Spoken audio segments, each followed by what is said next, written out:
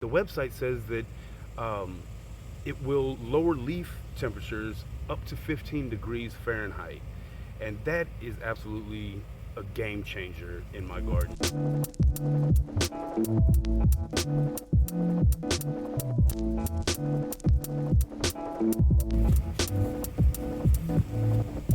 Hey, what's going on, everybody? Looks like the preheat here in Texas is over. It is just about 100 degrees. The humidity is off the charts. Not really all that comfortable out here, and I can go inside from time to time. My plants can't. Luckily, it's not all that sunny today. It's pretty overcast, and we're starting to get a few sprinkles. But I wanted to kind of talk about the elephant in the room over my shoulder here that you guys might notice, and it's really pretty much everywhere in the garden today. But this is kaolin clay. I've used it for several years here on my Meyer lemon. When I brought this tree home the first year, it was like in 2017 or something, I put it out on my back deck, which gets sun till about 3 o'clock in the afternoon. And that is just entirely too much for most plants, but particularly citrus. They don't like to have their trunks exposed, which is a little bit annoying that most nurseries train trees to, with this long trunk that is exposed. So I bought this kaolin clay all those years ago and started using it to spray my citrus as a protectant. Now, when I first bought it, I got online and did a little bit of research. This stuff has a pH of like 4.5. So that gives it a little bit of value as far as a disease control. So it's supposed to actually help with powdery mildew, which is why it's on my cucumbers. Also as a protectant though, because it does get very, very hot here in North Texas, and even things, warm weather crops like cucumbers just don't really do very well at 100 plus. Also, I've started using it on my tomatoes right behind you guys, just to see if maybe it will protect them enough to get them to fruit just a little bit longer into the season. Now, I am getting some extra fruit set that has set in the last week. It's definitely having a positive effect there. I don't know how long it's going to work. It will lower leaf temperatures up to 15 degrees Fahrenheit, and that is absolutely a game changer in my garden. If it can actually provide that kind of protection from this intense Texas sun that hasn't shown itself in a couple of days, but that's really going to change things for me. Right here behind me, I have my strawberry patch. Strawberries are a cool climate crop, kind of challenging here in North Texas, but you get them planted in the right time of year, and you give them a little bit of protection through the summer, and make sure they stay well watered, then you're setting yourself up for success there. I've got my okra and my corn over in another plot, but those guys don't need any help, not with sun. They just need plenty of water. Also, there is a bit of pest protection with kaolin clay. It just adds another coating to fruits and veggies.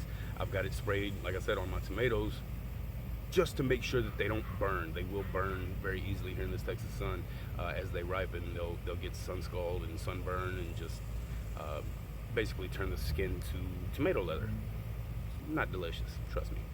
It's me from the future, about 2 days into the future, and I realized that there were a couple of little interesting facts that I wanted to put in with this video before I upload it. So Surround doesn't interfere with the exchange of gases in the photosynthetic process. So there's, plants are still able to take in CO2 or carbon dioxide and expel oxygen. So that is definitely a plus.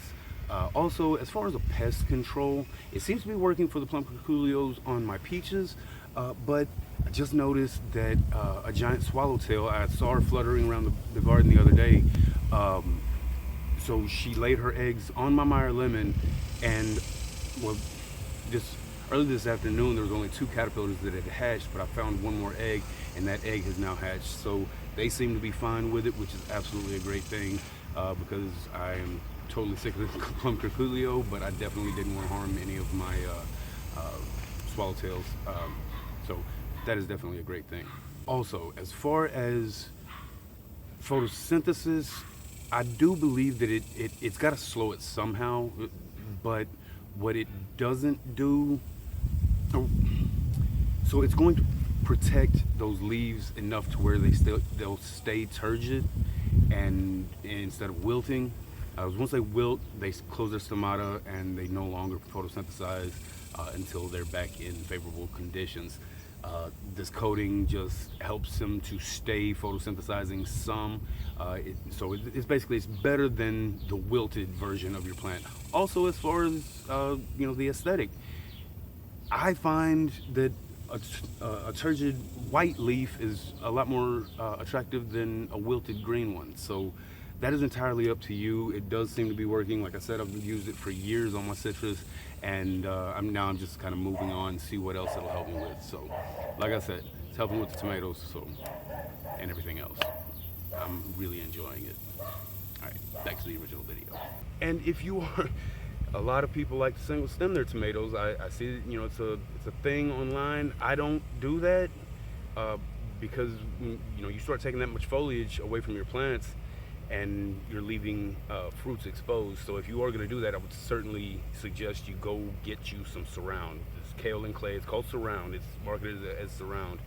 It's a very, very fine powder, but you mix it in water and it's sprayable. It's very, very effective.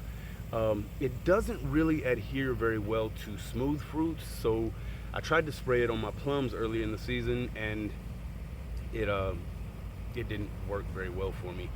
Not as a coating on the fruit itself. Also, as far as the disease control, what's giving you that disease control is the very, very low pH. 4.5 is pretty low on the pH scale. A lot of people will tell you either mix vinegar in water and spray your plants, or mix baking soda in water and spray your plants as a protectant or a cure for some fungal diseases. All you're doing with either one of those two is swinging the pH. You swing that pH one way or another, and it'll help you control a lot of your disease issues, which is the exact same thing this kaolin clay does, only this actually sticks to the plant much better. And it doesn't need to be reapplied as much. I actually came out here the day after I sprayed these strawberries here, and I watered overhead just with my little sprayer, and it did really, really well. It's still quite a bit of a coating there. So my strawberries, my citrus, my tomatoes, all loving the kaolin clay. Cucumbers look like they're gonna hang in there for a little bit longer, and I am really, really excited about this season and discovering the many uses for kaolin clay.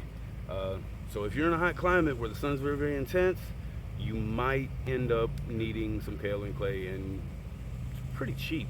You get about 25-pound bag for about 50 bucks, I think. I paid like 30 something for mine. It was interesting because, so when I walked in and asked for the kaolin clay, the guy got really excited because he had this stuff sitting in his store for like 2 years, I think is what he said. He was excited enough that he's like, hey, I got one bag, it's a 25-pound bag. I was like, well, I don't really need that much. He's like, I'll give it to you for what I paid for it. He just wanted it out of the store. And apparently people just don't understand how beneficial it can be in this type of climate. So just getting the word out there so you guys might be able to save some of your plants that are struggling. You don't really have to find a shady spot to put them in all the time. You can just give them. Now, is it super attractive? I mean, I don't mind it, but as far as like with citrus, you have to protect your citrus trees somehow. They've got really expensive paint spray or paints that you can brush on your. Those things are really, really expensive, like upwards of $100 and something bucks for an 8-ounce can. I'm not doing that. Sorry, no. I paid 40 bucks for that 25-pound bag of kaolin clay, and it's lasted me like 6 years now. I'm okay with it. So it's sprayed all over all of my citrus, my cukes, tomatoes, my peaches. I sprayed the hell out of them because they do have problems with plum curculio, and that tree has been in the ground since 2017, and I have not got a single peach off of it. So the rest of my peaches, then it's starting to rain a bit, and my phone's starting to overheat, so I'm gonna go ahead and get off here.